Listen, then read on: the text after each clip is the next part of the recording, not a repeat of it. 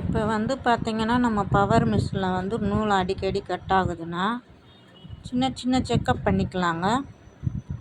இப்போ பாருங்கள், வந்து இது வந்து நம்ம ரொம்ப டைட்டாக இருந்தாலும் நூல் அந்து போகிறதுக்கு சான்ஸ் இருக்குது. அதனால் இது வந்து நம்ம லூஸ் பண்ணிக்கணும். இதையும் லூஸ் பண்ணிக்கிறணும். அப்புறம் பார்த்திங்கன்னா இந்த 2 இதையும் கழட்டிட்டு 2 ஸ்க்ரூ ட்ரைவையும் நம்ம கழட்டணும்.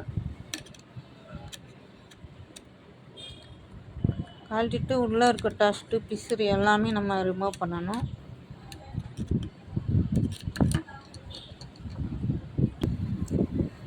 இந்த ஸ்க்ரூ ட்ரைவரை வந்து நம்ம கழட்டியாச்சு. உள்ளே எவ்வளவு டஸ்ட்டு பிசுறு எல்லாமே இருக்குன்னு பாருங்கள். அது ஃபுல்லாமே நம்ம வந்து இப்போ ரிமூவ் பண்ணணும்.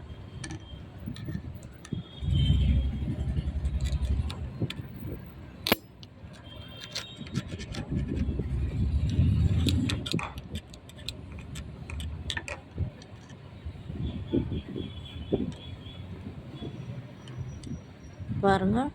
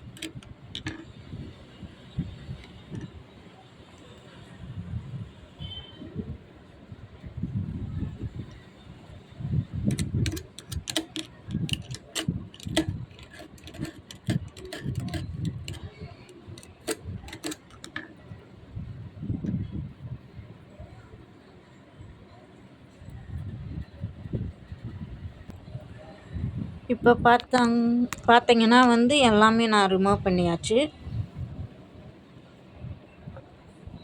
இதையும் நம்ம நல்லா தொடச்சி எடுத்துடணும். காட்டன் கிளாத் வச்சு எவ்வளோ பிசுறுன்னு பாருங்கள். இதனாலையும் நூல் கட் ஆகுறதுக்கு சான்ஸ் இருக்குது. இது எல்லாம் ரிமூவ் பண்ணிவிட்டு நம்ம 3 டேஸ்க்கு 1 டைம் ரிமூவ் பண்ணி க்ளீன் பண்ணிக்கலாம். ஓகேங்களா? நம்ம வந்து பார்த்திங்கன்னா இந்த ஸ்க்ரூ ட்ரைவருக்கு இந்த மாதிரி இதுதான் நம்ம யூஸ் பண்ணணும். கரெக்டாக இது பண்ணால் தான், கரெக்டானது யூஸ் பண்ணால் தான் நம்மளுக்கு கலட்டுறதுக்கு மாட்டுறதுக்கு ஈஸியாக இருக்கும். ஓகேங்களா? அதுக்கப்புறம் வந்து இந்த நூல் செக்கப் பண்ணிக்கணுங்க.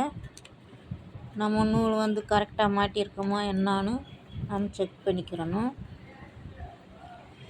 இங்கேயும் பார்த்திங்கன்னா கரெக்டான லெவலில் மாட்டியிருக்குமான்னு செக் பண்ணிக்கிறணும்.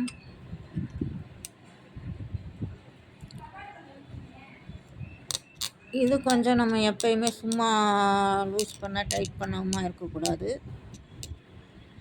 ஓகே, இவ்வளோ தாங்க மேட்ரு. Okay, bye guys. மறக்காம சர்ப்ரைஸ் பண்ணுங்க. தேங்க்யூ.